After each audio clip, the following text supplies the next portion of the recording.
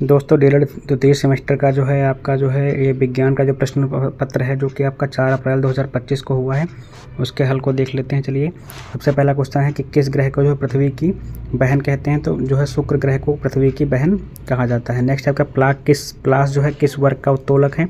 तो प्लास जो होता है दोस्तों प्रथम श्रेणी का या फिर प्रथम वर्ग का उत्तोलक माना जाता है। नेक्स्ट आपका स्कर्वी रोग किस विटामिन की कमी के कारण होता है। तो स्कर्वी रोग जो होता है आपका विटामिन सी की कमी से होने वाला रोग है। नेक्स्ट आपका निम्न में से कौन सी धातु है।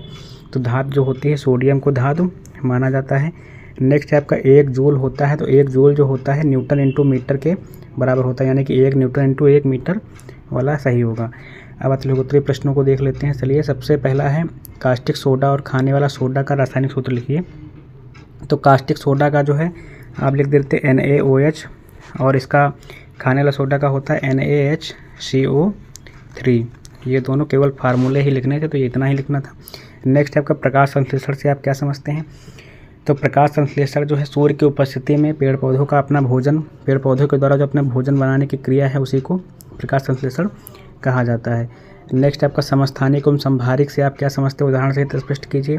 तो समस्थानिक वो होते हैं जो एक ही तत्व के परमाणु जिनमें प्रोटॉनों की संख्या समान हो और किंतु न्यूट्रॉनों की संख्या अलग अलग होती है। यानी कि प्रोटॉनों की संख्या अगर बराबर है लेकिन न्यूट्रॉनों की संख्या अलग हो, या फिर कह सकते हो कि जिनके परमाणु क्रमांक समान होते हैं किंतु द्रव्यमान संख्या जो होती है वो भिन्न होती है, उन्हें जो हम समस्थानिक कहा जाता है। जैसे कि 1H1 हाइड्रोजन की अगर देखेंगे तो 1H1 1H2 इस तरह से आप एग्जाम्पल भी लिख सकते थे। और इसी तरह अगर संभारिक की बात करेंगे तो संभारिक मतलब समान भार में, तब वे सभी तत्व जिनके जो है भार या फिर समान भार के होते हैं किंतु परमाणु क्रमांक जो होंगे वो अलग अलग होंगे।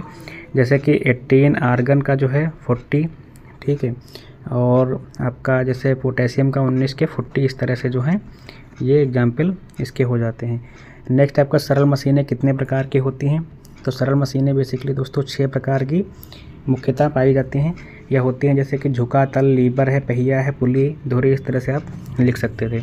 नेक्स्ट आपके कशेरुकी प्राणियों के उत्सर्जी अंगों के नाम लिखिए। तो कशेरुकी प्राणियों के उत्सर्जी अंग जैसे आपकी किडनी हो गई, यानी कि वृक्क हो गया, मूत्राशय हो गया, इस तरह से आप लिख सकते थे। नेक्स्ट आपको किन्हीं 5 प्राकृतिक आपदाओं का नाम लिखिए। तो प्राकृतिक आपदाओं में आपने लिख ही दिया होगा, जैसे सुनामी है, बाढ़ है, भूस्खलन है, भूकंप है, सूखा है, इस तरह से कई सारे आप लिख सकते थे।